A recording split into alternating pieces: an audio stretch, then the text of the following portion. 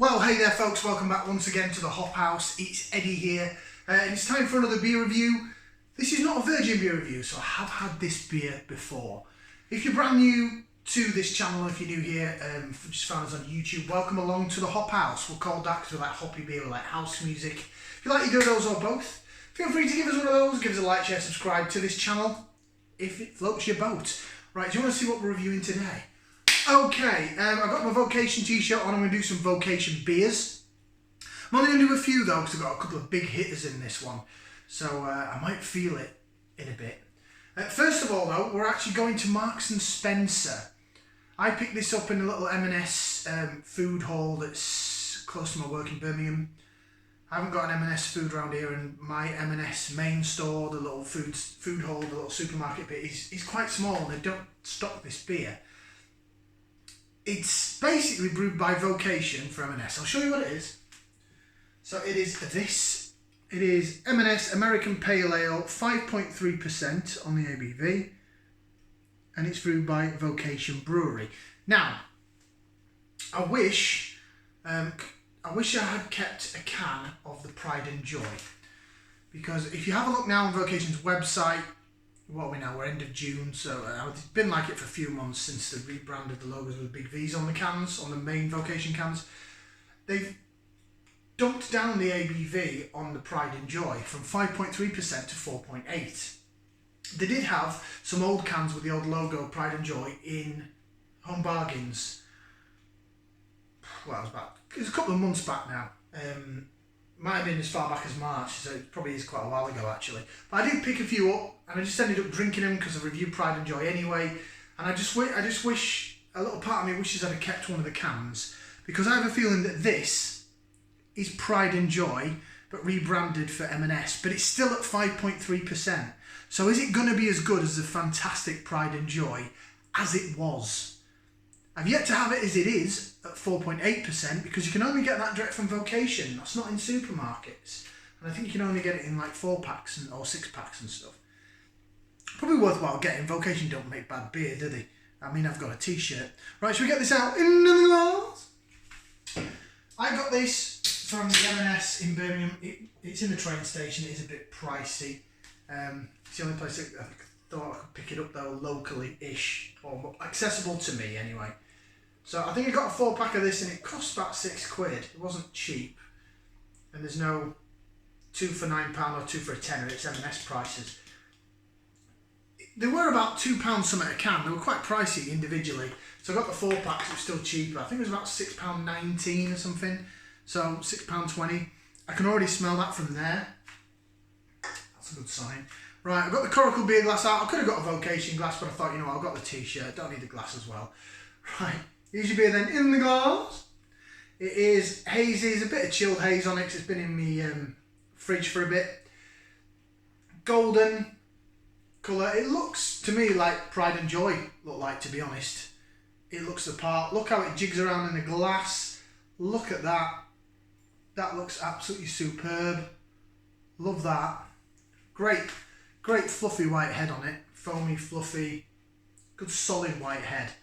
As I say, I can already smell it from here, but I'm going to go ahead and give it a whiff. See what I can sniff. Put me schnozzle in there.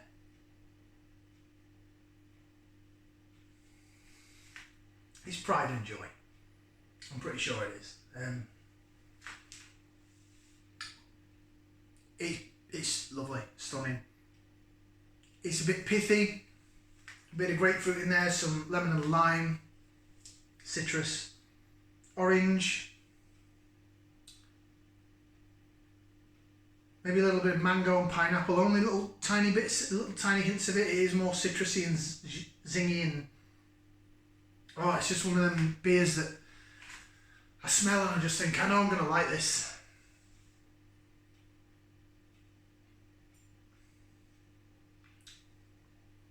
I mean, if they have gotten rid of the old 5.3% Pride and Joy and made it 4.8, and if the beer's suffered, it's not as good, then at least I know I can pick this up. Yeah, it's a bit more money, but it already smells the part, it looks the part. Shall we get some taste?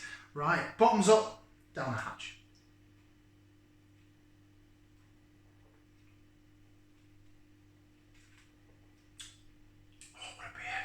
What a beer.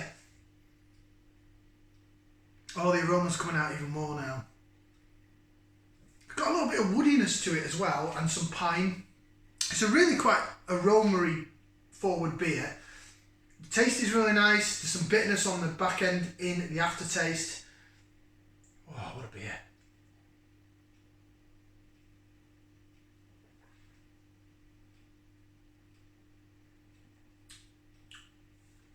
Right, wipe the chilled haze off a bit. Let's do a bit of Lace Division and then I'll run through flavours for you. So we'll jig it in the glass. This is quite a good glass to do Lace Division in, actually. Jig, let's see it do its magic trick. Clear off the haze. Oh yeah. Oh yes. Oh yes. Oh yes. Like it. Yeah, there's like a little bit of woodiness in there as well. Still that citrusy, zingy sharpness is there. A little bit of sweetness down the middle of the tongue, so flavour-wise, I'll go through some flavours. I'll talk scent, shall I?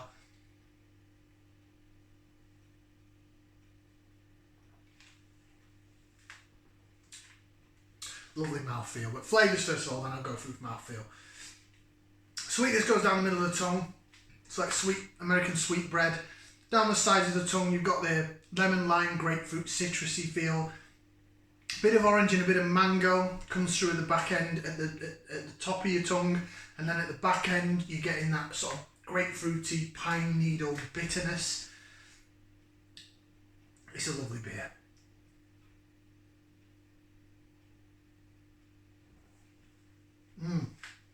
It's a lovely beer. Mouthfeel wise, sorry. I did say I mentioned the mouthfeel. It's just what you want for this strength of beer, really. It's a 5.3%. American Pale Ale.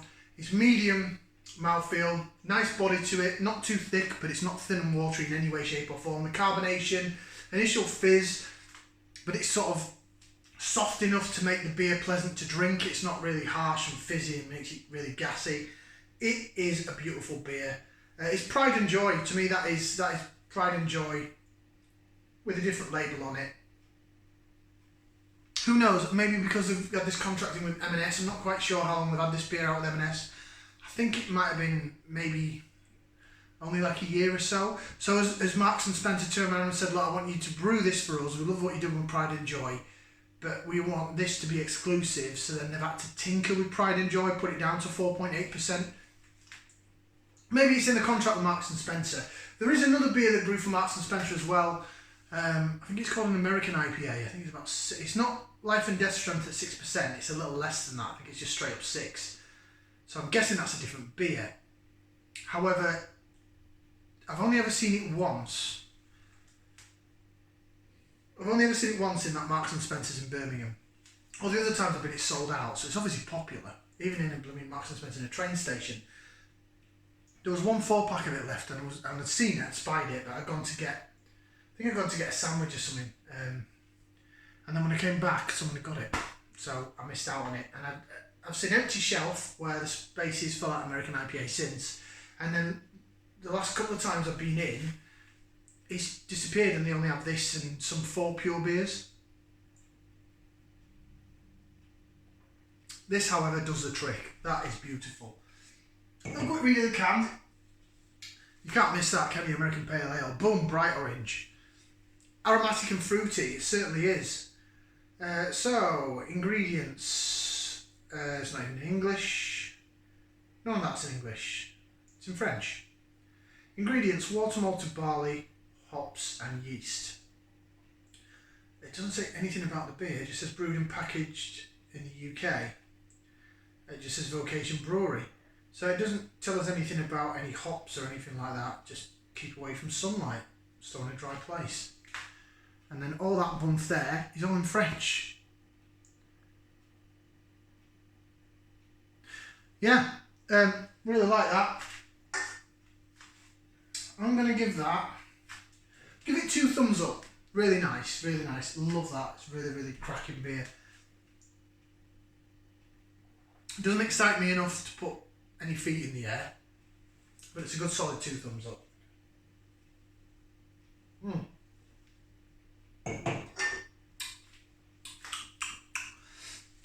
thumbs up from me. Like, share, subscribe. We'll see you again for another beer review right here on the Hop House. Ciao for now, people.